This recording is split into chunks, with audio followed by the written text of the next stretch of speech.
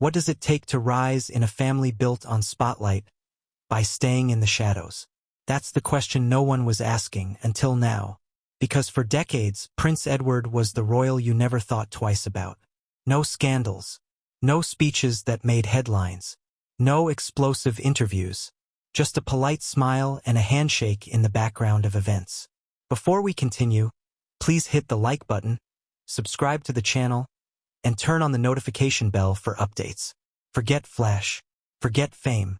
Edward played the long game. And now, he's winning. But how? How did the so-called forgotten son of Queen Elizabeth II go from royal footnote to a man Charles quietly trusts with one of the most sensitive, high-profile roles in the firm?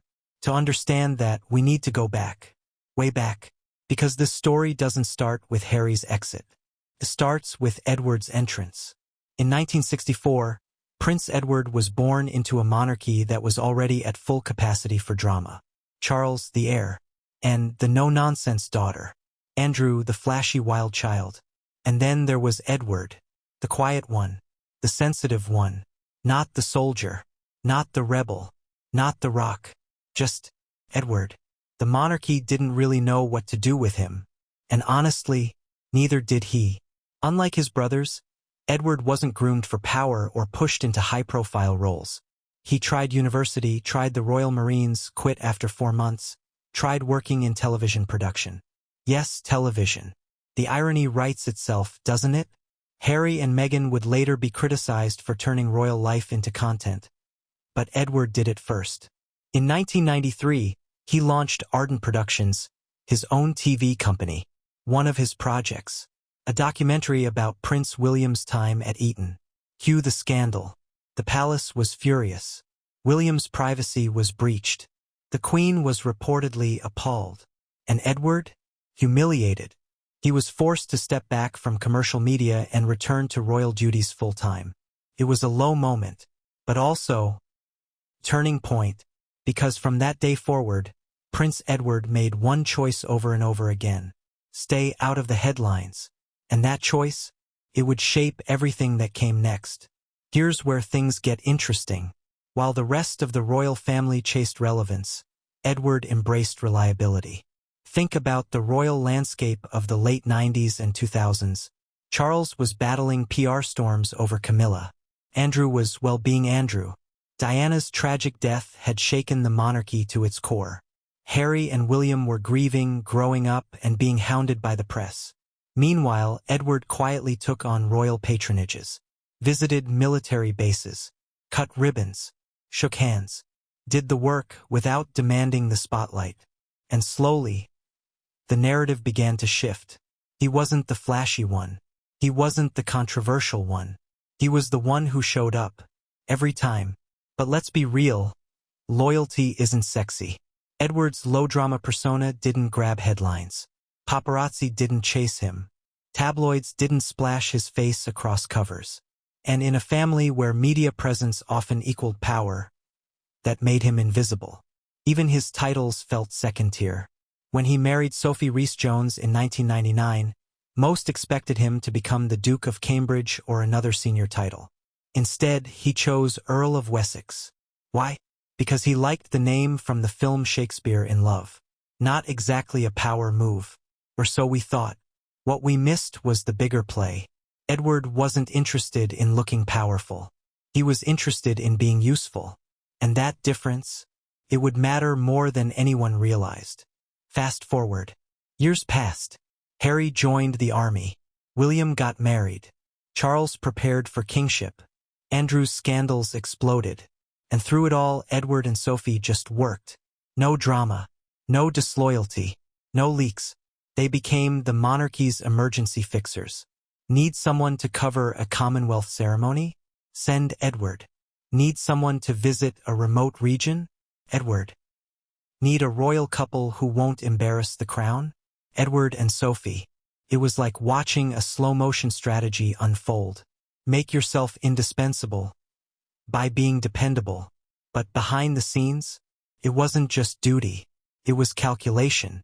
Edward and Sophie knew they weren't born to lead, but they could outlast everyone else.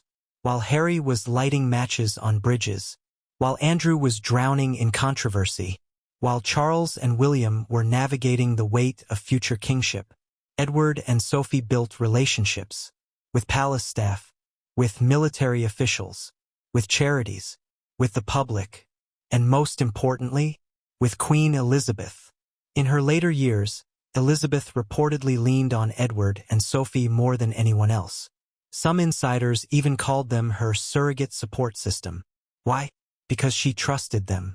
And in the royal family, trust is the one commodity you can't fake. Let's talk legacy.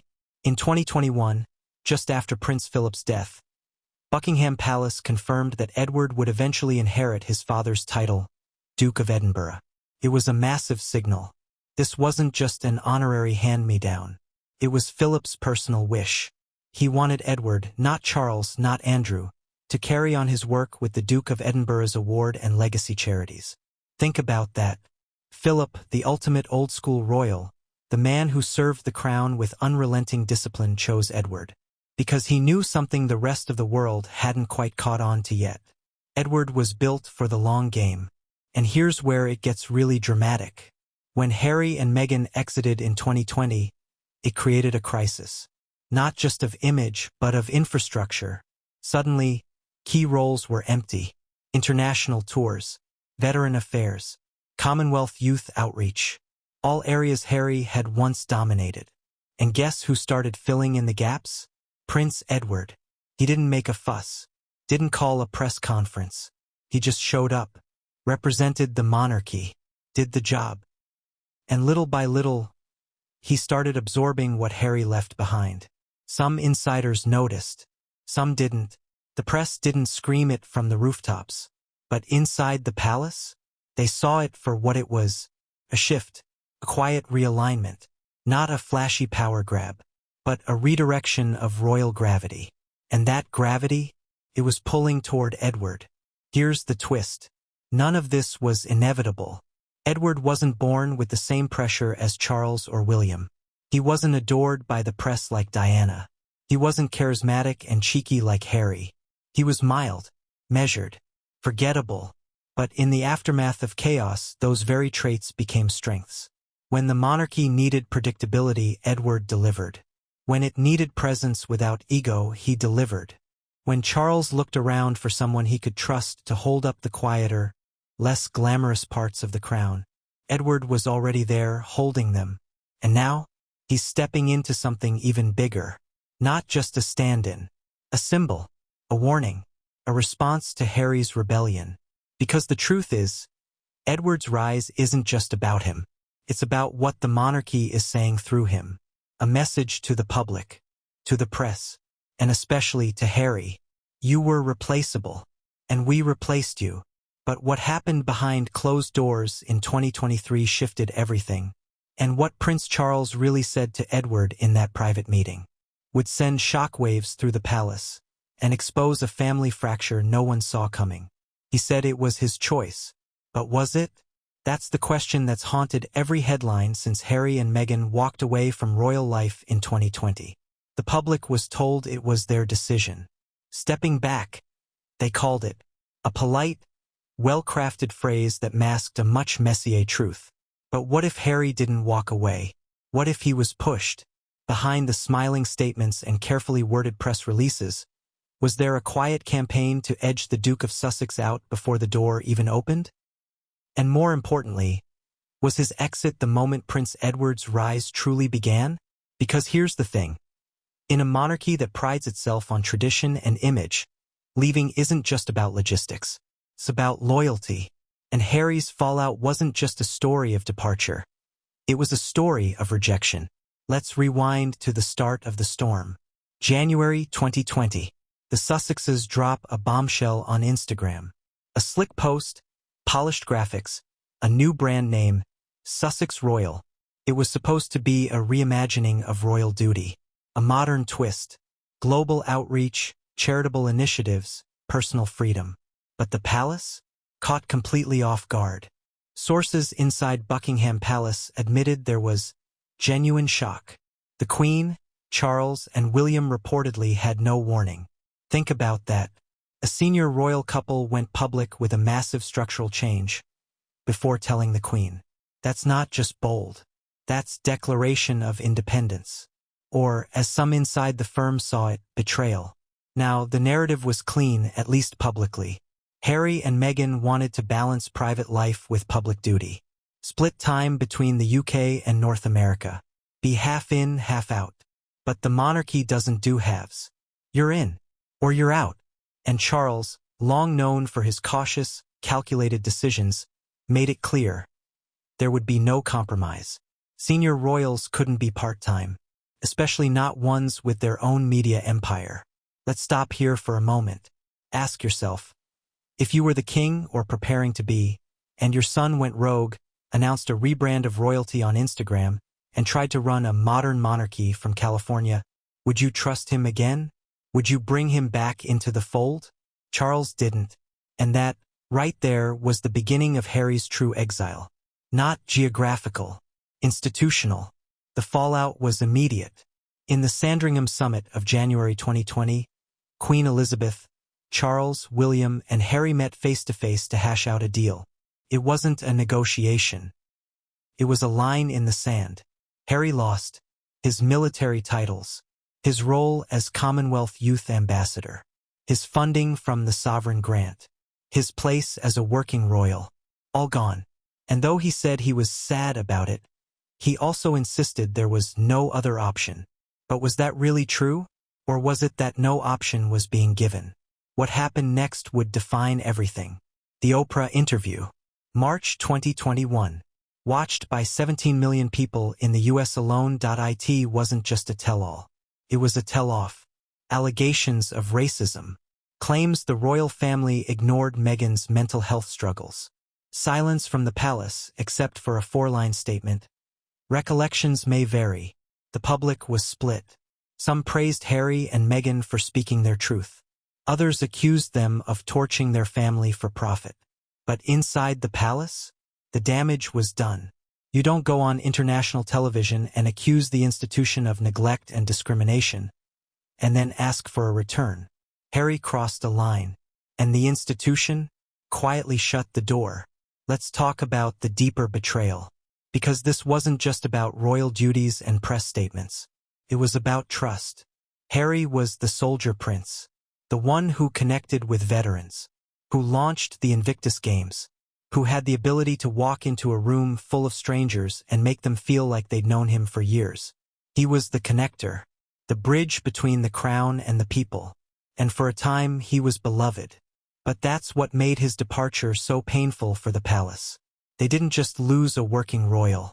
They lost a symbol, a face of modern monarchy, a lifeline to a younger, more diverse generation. And when that lifeline turned around and said, "The monarchy hurt us," the message to Charles was clear: the past can't protect you anymore. You either adapt, or you replace. And that's exactly what Charles did. Not immediately, not dramatically, but methodically. Every role Harry left behind started being filled by someone else. First, it was temporary, a shared responsibility between other working royals. But over time, one name kept showing up: Prince Edward. You might be asking, why Edward? Why not William? Or Princess Anne? Why the quietest of the Queen's children? Simple. Because Edward was everything Harry had stopped being. Available, trustworthy, discreet, and most of all, loyal. While Harry was airing grievances to Oprah, Edward was touring military charities, Harry's charities. While Meghan launched a Spotify podcast, Sophie was stepping into Meghan's former patronages. And while Harry was selling his memoir, Spare, Edward was earning something far rarer in the firm: the king's confidence. But let's not ignore the human side. Because Harry's fallout wasn't just political. It was personal. Estranged from his brother. Distance from his father. Tabloids turned venomous. Critics called him entitled. Supporters called him brave. And through it all, Harry kept saying the same thing: I did what I had to do to protect my family. But even that raised questions. If he wanted privacy, why the interviews? If he wanted peace, why the memoir? If he wanted a future relationship with the royal family, Why keep reopening old wounds? The truth is, Harry wanted both. Freedom and family. His own platform and his royal legacy. But the monarchy doesn't work like that. It's not a menu. It's a contract. And once he broke it, there was no going back. At least not to the position he once held. And as the institution moved on, quietly, efficiently, it found someone else willing to step in. Someone who never broke the contract. Someone who waited, and waited, and waited. That's the heartbreak of this story. Because Harry wasn't kicked out in a single moment. He was slowly edged out by the very system he once believed he could change. And the more he spoke out, the clearer the message became. You're not coming back. But what happens when a prince realizes he's been replaced? What does that do to a man who once wore the uniform, waved from the balcony, held his mother's hand in front of the world? What does that do to his legacy? And how does the royal family protect its own image while rewriting Harry's? The answers start to unravel when we look at who took over the spaces he left behind. And the one leaked memo that changed everything. It wasn't announced. It wasn't scheduled. And yet, it changed everything. A quiet drive to Balmoral Castle. No fanfare. No press. Just the king, his youngest brother, and a sealed leather folder carried by one of Charles's most senior aides. The contents of that folder? A proposal so calculated, so symbolic.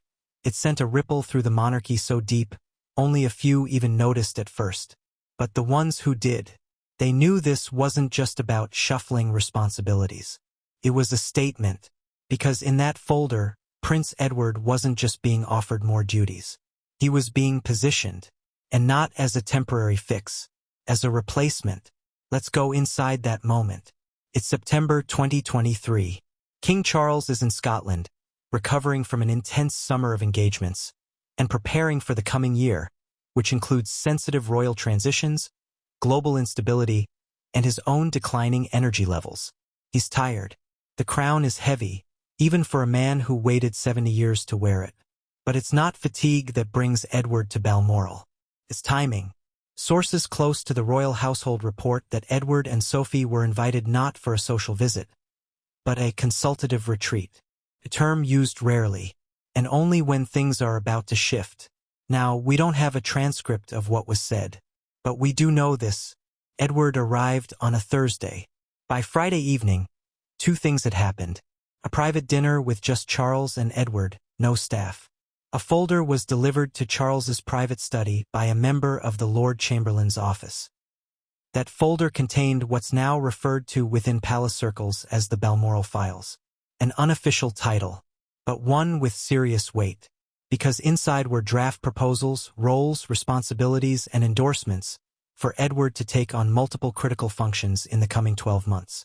Many of those functions used to belong to Harry. Let's pause. Why now? Why not sooner? Because the monarchy needed to be sure Harry wasn't coming back. And after the release of Spare, after the Netflix documentary, after the serial media fallout, Charles reached a conclusion. This isn't a temporary exile. This is the new reality. And if the firm is going to survive, it needs new infrastructure. Not placeholders. Permanent players. So what was in the proposal? From what's been leaked through trusted palace insiders, here are just a few of the roles and privileges offered to Edward. Senior military liaison to the crown. A position responsible for representing the monarch at major armed forces events. Previously filled by Harry. Expanded Commonwealth representation, especially in regions where Harry had once made an impact with youth outreach and veteran affairs. First choice substitute for royal state events. Meaning if Charles or William are unavailable, Edward would stand in. Not Princess Anne, not Camilla. This wasn't a favor. This was a shift in royal architecture. And buried in the fine print, a clause that caught the attention of one particularly sharp aide. It read, "Said royal will serve in place of the Duke of Sussex where duties have been vacated and cannot be reassigned without reputational risk to the crown." Reputational risk. That's palace speak for, we cannot bring Harry back without hurting ourselves. Now here's where it gets icy. The king didn't deliver this proposal as an apology to Edward. He didn't frame it as a promotion. According to one insider present that weekend, Charles's tone was businesslike, cool, and precise. He simply said, "You've waited, you've served, and now I'm asking you to hold this with me." That's the monarchy in one sentence. Not passion, not glory, duty. And Edward, ever the loyal son, brother, and second-tier player, reportedly nodded, said of course, and asked no questions. Because he didn't need to. He knew exactly what this meant. But here's where it gets even more fascinating.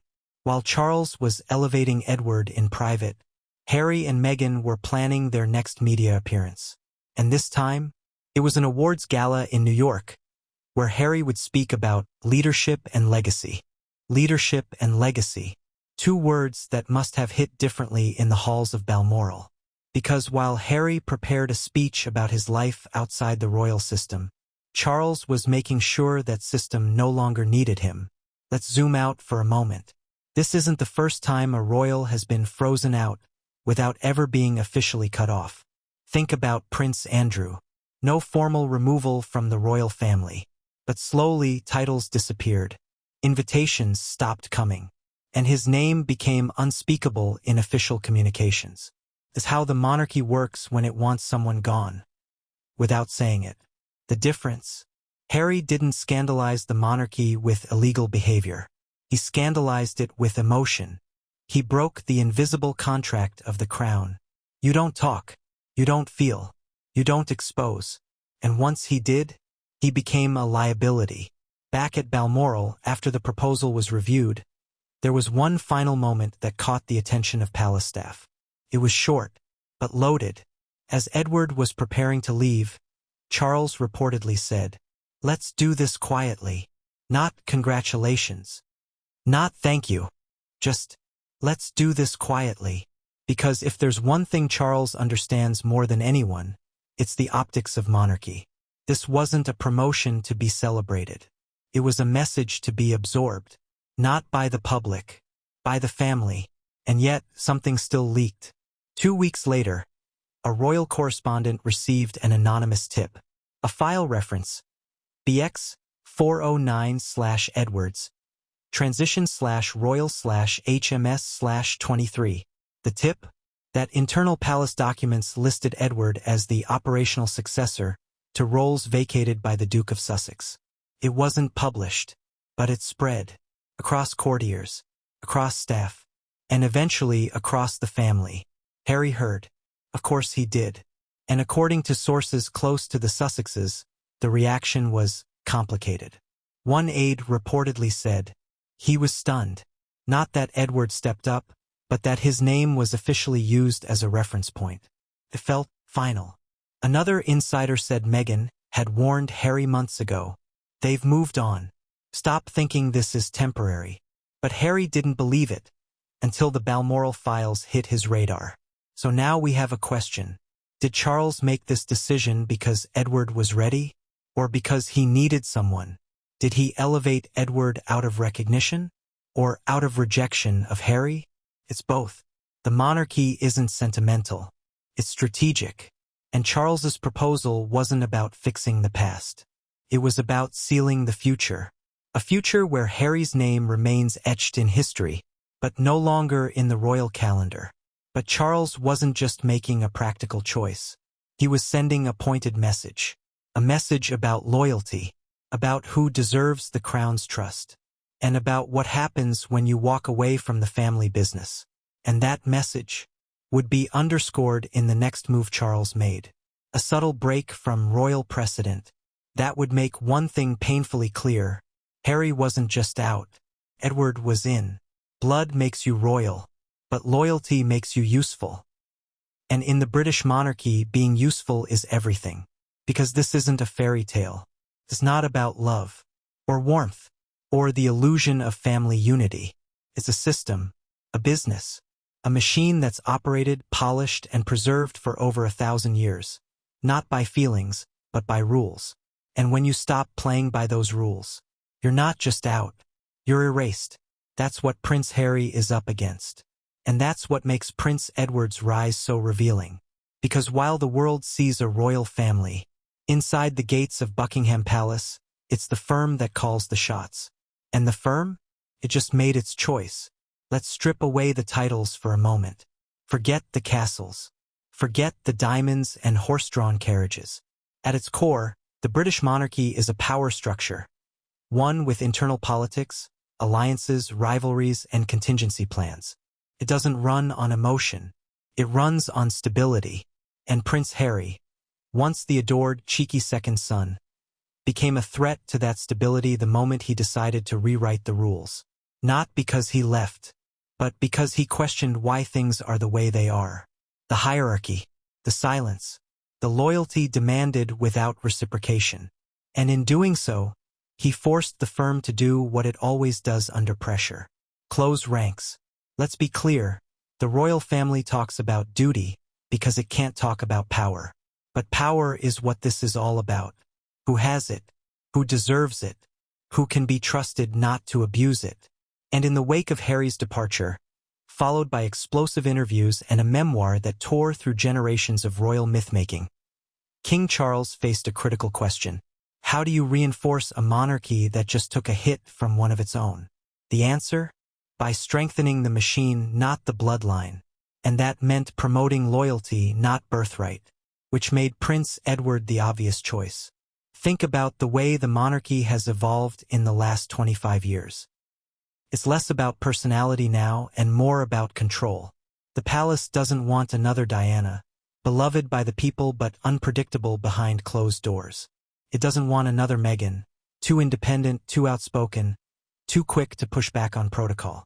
And it doesn't want another Harry, too emotionally honest, too hungry for identity outside the institution. What it wants is someone who will serve, not star. Edward fits that mold. He always has. Let's look at it through the lens of succession, not to the throne but to influence. Because there's a hierarchy most people don't see. The heir gets the crown. The spare gets the spotlight. But the loyalist? He gets the keys when the others implode. And that's what Edward became. The quiet keyholder. Not meant to lead, but absolutely essential to keeping the lights on. When Andrew self-destructed, the firm cut him loose. When Harry detonated bridges, the firm moved on. And who was left? Edward. Reliable. Boring. Perfect. This wasn't just Charles's doing. The entire machinery of the palace signed off on Edward's new responsibilities. Behind every decision are courtiers. Men and women whose jobs depend on protecting the crown from chaos. They don't care who's popular. They care who's predictable. And Edward? He's palace-trained. Sophie is palace-tested. Together, they're the monarchy's most secure asset. Which is why when roles needed filling, when global outreach needed a new face, when military representation needed a calming presence, the answer wasn't William. It wasn't Anne. It wasn't even Camilla. It was Edward. Let's talk about the coldness of this logic. Because to the outside world it might seem harsh, even cruel, that Harry could be replaced so easily. But to the firm, this is survival. Think about it like a corporation. If an executive leaks company secrets, trashes the board in public, and launches a rival brand in direct competition, do you keep a desk warm for them? Or do you replace them with someone who's proven they'll never betray the company? That's what happened here. Not emotionally, operationally. There's another factor, the optics of forgiveness. If Charles were to bring Harry back into the fold, now, after everything, what does that say to the people still inside the palace? To William, who held the line? To Edward, who took the heat and filled the roles? To the staff, who kept silent while being accused in public of neglect or worse? Forgiving Harry publicly could fracture the internal trust that holds the institution together. So instead, Charles chose the path of least resistance. Not vengeance, preservation. Now here's where it gets even colder. Some royal analysts believe Edward's recent elevation isn't just a fix. It's a test of public response. If the public embraces Edward in Harry's old roles, if the press doesn't protest, if the military continues to salute and the charities stay loyal, then the firm has its answer. Harry's chapter is closed. And the machine keeps running. Let's look at some of the numbers. Since Edward began increasing his public duties in late 2023, his approval ratings among the British public have steadily risen. Not dramatically, but reliably. And reliability is what the monarchy trades in. Flash fades. But trust? That sticks. Even Edward's awkward early years, his failed stint as a TV producer, the ardent documentary fiasco, have been reframed. Not as embarrassments, but as proof that he learned, that he evolved, that he bowed to the institution and didn't fight it. That's what separates him from Harry in the firm's eyes. Edward made mistakes, but he didn't go public. Let's ask the hard question. Is the royal family a family at all? Or is it something else? Harry's story makes the answer clear. He believed it was a family first, that he could speak his truth and still be welcomed back, that love would outweigh duty. He was wrong.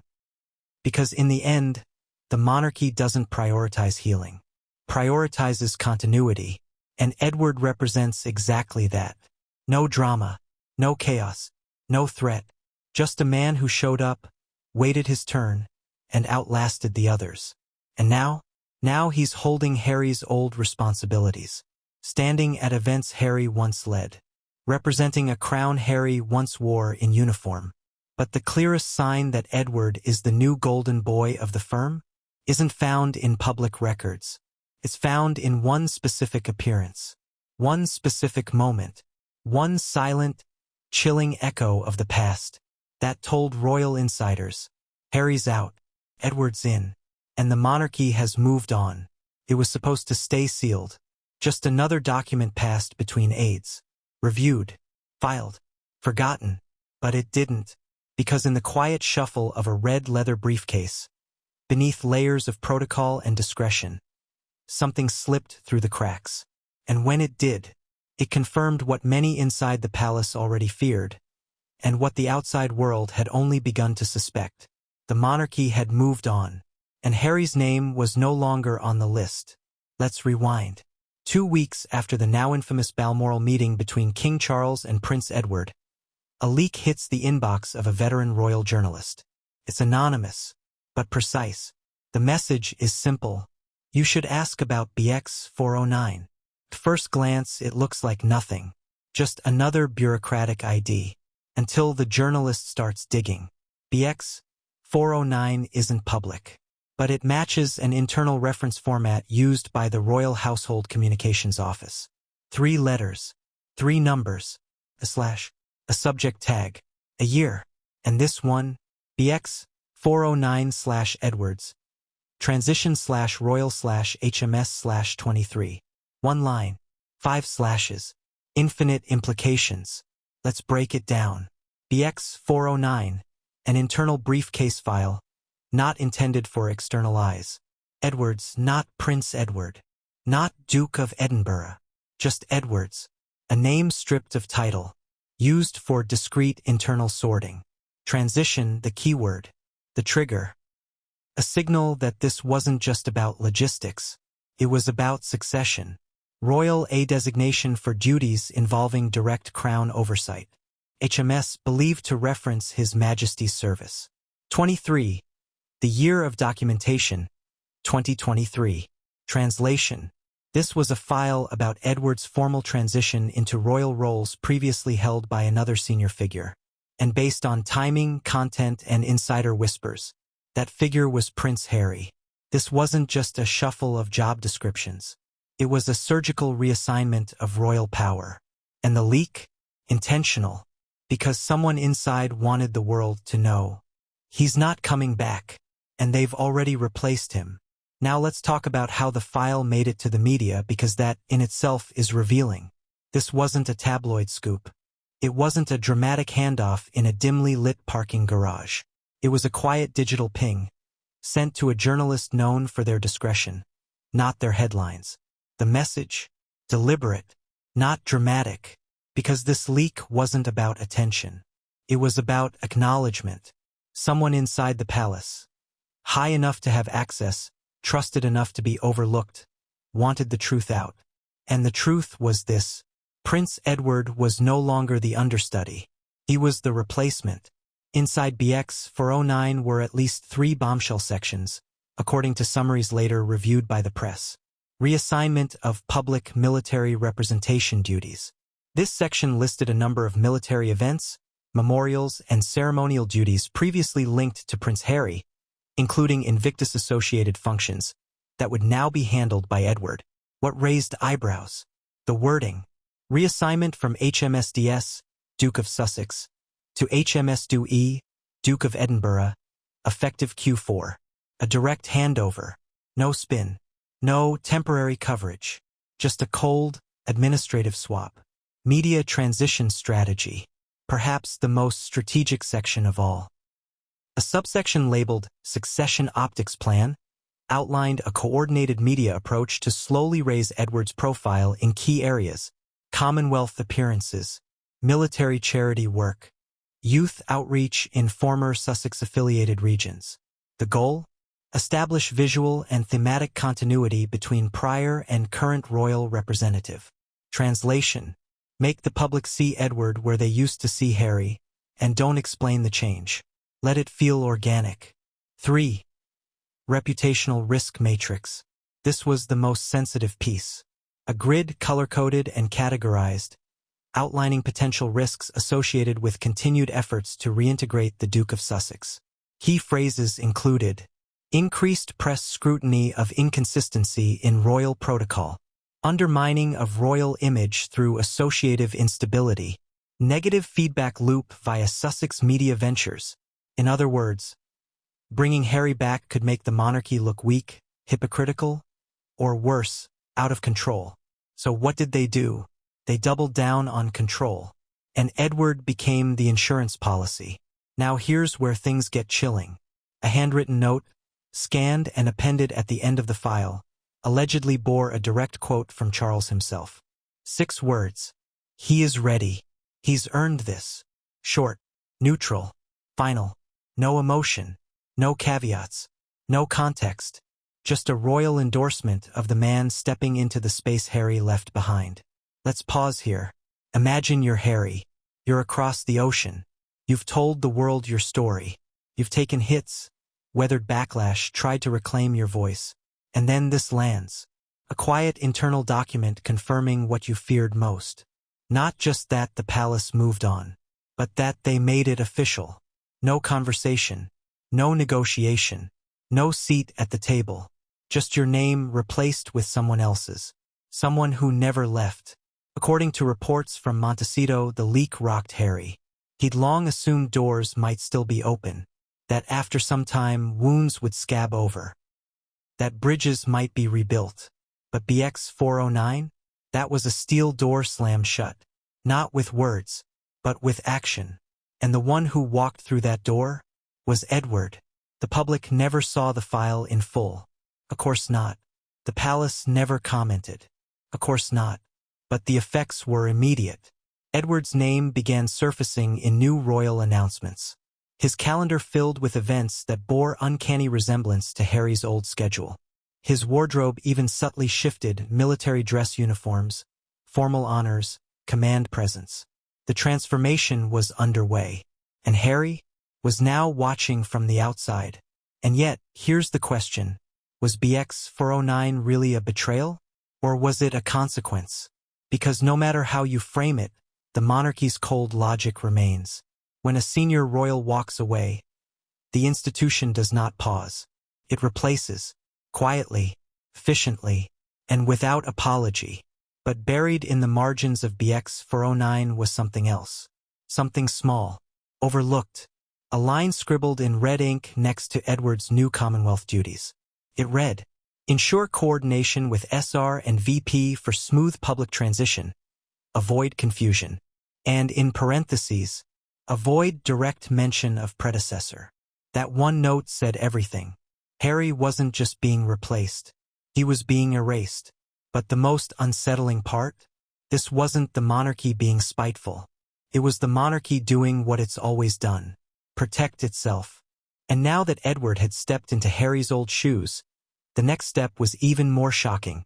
Because as the public watched Edward rise, the firm was preparing a subtle, symbolic move. one that would send a chill through royal watchers everywhere. And it would come not through words but through a uniform. He wore it with pride. The uniform, the medals, the quiet swagger of a prince who didn't just carry titles. He earned them. Prince Harry wasn't playing dress-up. He was the real thing, a decorated military man. 10 years of active service. 2 tours in Afghanistan. Captain in the British Army. Apache pilot. And when he walked in full regalia, shoulders squared, eyes focused, he wasn't just a royal. He was a soldier, a brother in arms, a prince of the people but also with the people. Until the crown decided it didn't need him anymore. Fast forward to 2024. A Remembrance Day ceremony at the Cenotaph in London. Cameras roll. Crowds gather. The usual royal lineup. Charles, Camilla, William, and then, emerging from the shadows, walking in precise, solemn rhythm, Prince Edward, wearing a full dress uniform, a cluster of medals gleaming on his chest. The Duke of Edinburgh, saluting the fallen. In the exact place on the exact day where Prince Harry once stood. Silence fell, not just in the crowd, but across millions watching at home. Because for those who remembered, it was like seeing a ghost. Let's not sugarcoat it. Harry's military service was real, raw, earned. He wasn't airlifted in for photo ops. He flew real missions, faced real threats, and when he created the Invictus Games, he wasn't cashing in on his veteran status. He was building something for veterans, by one of their own. That connection between Harry and the armed forces wasn't just part of his public image. It was his identity, and the monarchy knew that, which is what makes the next part so brutal. When Harry left the royal family, one of the first things the palace stripped away. His honorary military titles. Gone. Captain General of the Royal Marines. Honorary Air Commandant, RAF Honington. Commodore-in-Chief, Small Ships and Diving. No negotiation. No phased exit. Just gone. To the public, it felt harsh. To veterans, it felt personal. And to Harry, it felt like being exiled from a family he'd bled for. Remember his words from the Oprah interview? I was hurt, because those roles mattered to me. They were earned. But hurt or not, he was out, and someone else would eventually have to step in. Enter Edward, not a combat vet, not a military hero, but a royal who had done something Harry hadn't, stayed, and that, more than anything, made him eligible in the palace's eyes. Because in the monarchy, loyalty is the only credential that matters long-term. Edward began appearing more and more at military events, parades, memorials, veterans' organizations, the same spaces Harry once dominated. And slowly, quietly, he became the face of royal military presence. A safe pair of hands. No controversy, no memoir, just duty. But it wasn't just events. It was language. Buckingham Palace statements began referring to Edward as the king's representative to the armed forces. That phrase used to describe Harry. Now, it was being applied to his uncle. Even Edward's speeches took on familiar tones. To serve is a privilege. To stand with those who've risked all, an honor I carry humbly.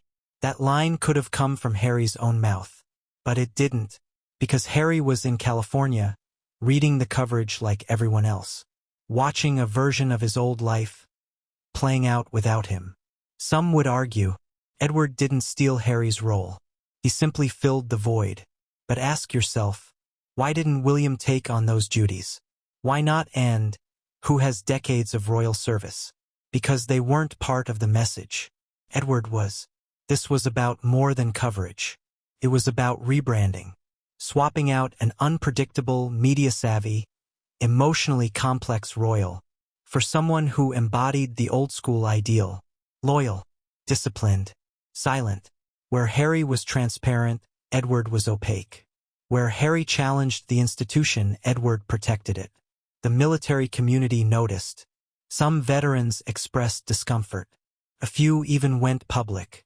One Royal Marine veteran tweeted, "Respect to Edward, but we all know who should be standing there." Another, "Harry may be in California, But he never left us. The palace didn't respond. Because they don't respond to noise. They respond to optics. Edward didn't steal Harry's role. He simply filled the void. But ask yourself, why didn't William take on those duties? Why not Anne, who has decades of royal service? Because they weren't part of the message. Edward was. This was about more than coverage. It was about rebranding. Swapping out an unpredictable, media-savvy, emotionally complex royal for someone who embodied the old-school ideal. Loyal, disciplined, silent. Where Harry was transparent, Edward was opaque. Where Harry challenged the institution, Edward protected it. The military community noticed. Some veterans expressed discomfort. A few even went public. One Royal Marine veteran tweeted, "Respect to Edward, but we all know who should be standing there." Another, "Harry may be in California, but he never left us." The palace didn't respond. Because they don't respond to noise. They respond to optics. And the optics were working for now. But this shift wasn't just ceremonial. It was symbolic. In monarchy, uniforms are power. And when Edward stood at that cenotaph, medals pinned, saluting fallen comrades he'd never served alongside, it wasn't just a replacement. It was a cleansing. A quiet attempt to wipe clean the emotional fallout of Harry's exit. By covering it with formality, protocol, silence. And yet, the shadow still lingered. Because no matter how clean the optics, everyone watching knew the truth. That used to be Harry's place. He earned it. He lived it. He bled for it. And now, he was watching someone else wear it. It raises a deeper question. Can legacy be taken? Or can it only be given away? Harry walked. Edward stepped in. So whose role is it, really? The man who left? Or the man who stayed? That's the central tension now. And the palace is betting the public will choose consistency over charisma. But what happens when Harry decides he wants it back? Because deep inside the firm, there's a rumor, a whisper, that Harry may not be finished with royal life. That he's planning something. A move not everyone saw coming, and it begins with a letter. Every royal has a role. The heir rules. The spare waits. And sometimes, the spare forgets to stop waiting. That was Prince Edward. For decades, he was the royal standing just outside the frame. Not because he lacked ambition, but because ambition, in his case, was inconvenient. Too quiet, too gentle, too easily overlooked. But in a family that values endurance over noise, that made him dangerous in the best way. Because Edward didn't need to fight for his place. He simply waited for others to lose theirs. Let's go back to the beginning. Born in 1964, Edward came into the world as the fourth child of Queen Elizabeth II and Prince Philip. That alone meant one thing: he was never going to be king. And unlike Charles, burdened from birth, or Andrew, indulged and unpredictable, Edward was handed something else entirely. Freedom. Not the freedom to do anything. The freedom to be nothing. No pressure. No crown. No training regimen for kingship. Just a slot on the balcony. An afterthought in the Windsor machine. So what did Edward do with that freedom? He tried to find himself. And the path he took surprised everyone. Because unlike his brothers, military, diplomatic, and brash, Edward didn't fit the mold. He was artistic, sensitive, introspective. After university, he joined the Royal Marines. That lasted 4 months. He quit. The headlines were brutal. Prince quits Marines. Royal dropout. But what the press didn't understand, and what the palace didn't want to admit, was that Edward wasn't built for battle. Not in war. Not in life. So he turned to entertainment. Television. In 1993, he founded Ardent Productions, his own media company. His goal? To tell stories, create documentaries, carve a niche in the world of culture and communication. It was bold. It was unconventional. It was a problem. Because the moment Edward's company tried to produce a documentary about Prince William at Eton, all hell broke loose. The Queen was furious. Charles was blindsided. And the press had a field day. A royal using his connections to profit? Invading a minor royal's privacy? Was Edward the new scandal? The backlash was swift. Under pressure, Edward folded Ardent in 2002. His foray into media ended not with success, but with a quiet exit. Most called it a failure. But inside the firm, something shifted. Edward had tested the boundaries and gotten burned. He learned the one lesson every Windsor must eventually learn. You serve the monarchy. The monarchy does not serve you. From that moment on, Edward made a choice. No more experimentation. No more headlines. No more ambition. Only service. And over the next 2 decades, he became something very few royals ever managed to become. Dependable. No scandals. No leaks. No books. Just duty. Pageantry. Paperwork. Patronages. And somewhere along the way, that nothingness became his superpower. While Charles bickered with courtiers, while Andrew spiraled into disgrace, while Harry rebelled and left the country, Edward was still there, opening schools, attending ceremonies, visiting charities no one else had time for, and people noticed, not loudly, but consistently. That's the trick of the Windsor family. You don't win by standing out. You win by not falling apart. Let's talk about Sophie, because her influence is crucial here. When Edward married Sophie Rhys-Jones in 1999, most assumed she'd play the same passive, secondary role as other non-royal spouses. They were wrong. Sophie brought calm. Sophie brought competence. But most of all, Sophie brought strategy. She understood that the royal game wasn't about being front-page material. It was about surviving. Together, they built the ultimate low-profile, high-loyalty brand. And when Meghan entered the family, many hoped for a mentorship with Sophie. It didn't happen. But ironically, Sophie would later take on Meghan's royal patronages, one by one. No announcement, no media circus, just silence. And another slot quietly filled. Back to Edward. He became the Earl of Wessex after his wedding. But that wasn't his end goal. For years, it was quietly understood that he would one day inherit his father's title. Duke of Edinburgh. Powerful, historic title. And in 2023, after Prince Philip's passing and the formal reshuffling of titles, Charles finally granted it. Not to Andrew. Not to William.